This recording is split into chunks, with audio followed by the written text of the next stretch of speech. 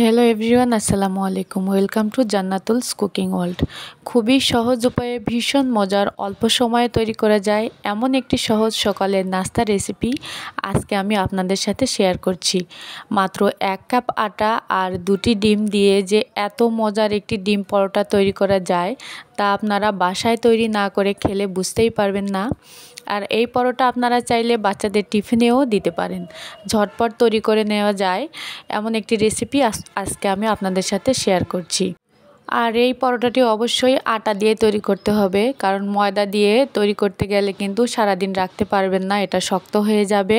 তো চলুন রেসিপিটি শুরু করা যাক। প্রথমেই আমি একটা পাতিল বসিয়ে দিয়েছি চুলায়। তো তার মধ্যে দিয়ে দিলাম এই কাপ দিয়ে মেপে 1 কাপ পানি। তো পানির মধ্যে দিয়ে দিচ্ছি হাফ চামচ লবণ, মোটা দানার যে লবণ, যার কারণে আমি হাফ চামচই দিলাম। তো লবণটা এখন পানির সাথে ভালোভাবে মিশিয়ে নিচ্ছি। নিয়ে গ্যাসের ফ্লেমটা অন করে দিয়েছি। দিয়ে দেখুন পানিতে বলক চলে এসেছে। তো এর মধ্যে আমি এখন আটাগুলো দিয়ে দিব। তো এখানে আমি 1 কাপ পরিমাণ আটা নিয়েছি। তো আটাগুলো আমি আস্তে আস্তে দিয়ে দিব।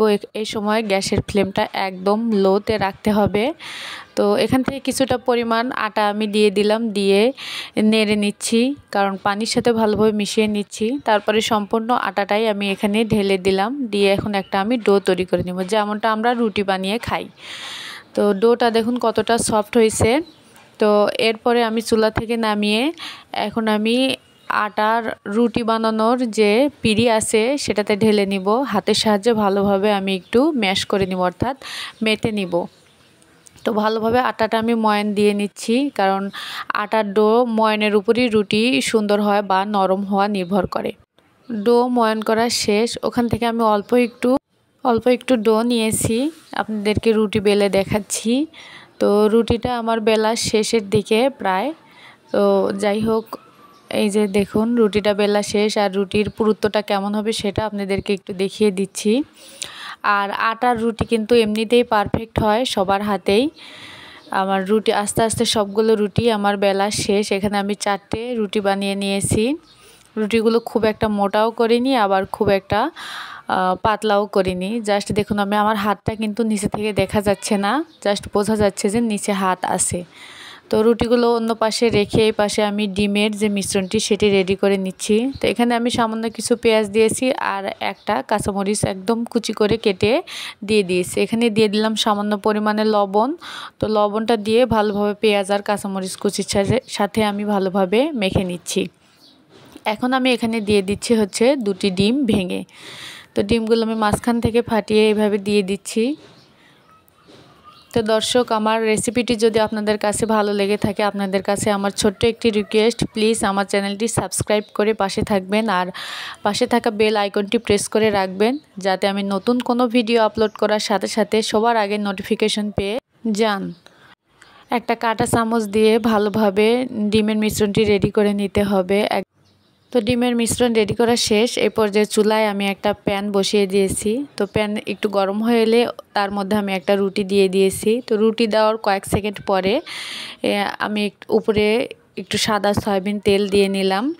তো তেলটা একটু বিছিয়ে দিয়েছি চারদিকে। এখন আমি দিয়ে দিচ্ছি ডিম। তার উপরে ডিম দিয়ে চারপাশে ভালোভাবে মেল্ট করে দিতে হবে, অর্থাৎ রুটির চারপাশে ভালোভাবে মেল্ট করে দিচ্ছি। তার কারণে এটার নাম হচ্ছে ডিম পরোটা, কারণ ডিমটা চারদিকে একদম ছড়ানো থাকবে। তো মেল্ট করা শেষ। এখন আমি রুটির ওই পাশটা আমি উল্টিয়ে দিচ্ছি। 2 পাশে আমি উল্টিয়ে পাল্টিয়ে নিব। তো এই পাশটা দেখুন এরকমটা হবে। তারপরে আমি ওই পাশে উল্টিয়ে দিয়েছি। এপাশ ওপাশ করতে 3-4 বার করেছি। এরকম করে তার উপরে অল্প একটু আমি সয়াবিন তেল দিয়ে দিচ্ছি। দিয়ে এখন আমি ভালোভাবে তেলের চারপাশে ডিমের মতন লাগিয়ে নিব। তো আমার ডিম পরোটাটা প্রায় হয়ে গেছে। তো আমার রুটিটি হয়ে গেছে। এবার আমি স্প্যাচুলার সাহায্যে ফোল্ড করে নিচ্ছি, যেভাবে আমরা পাটিসাপটা পিঠার ভাঁজটা দিয়ে থাকি ঠিক ওইভাবে আমি চারদিক থেকে ফোল্ড করে নিয়ে নিলাম। তো হয়ে গেছে রেডি। ওটা আমি তুলে নিয়েছি। আবার একটা আপনাদেরকে দেখাচ্ছি।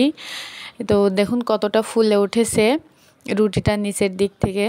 তো রেডি হয়ে গেছে আমার ডিম পরোটা, সবগুলো বানানো শেষ। দেখুন কতটা সফট হয়েছে, একদম নরম তুলতুলে। তো দর্শক, আপনারা চাইলে কিন্তু এভাবে বানিয়ে বাচ্চাদের টিফিনে বা হাজবেন্ডের অফিসের লাঞ্চ বক্সেও দিয়ে দিতে পারেন। তো আজকের মতো আমি এখানেই বিদায় নিচ্ছি। আপনারা সবাই ভালো থাকবেন, আর হ্যাঁ, আমার চ্যানেলটি সাবস্ক্রাইব করতে কিন্তু ভুলবেন না। আল্লাহ হাফেজ।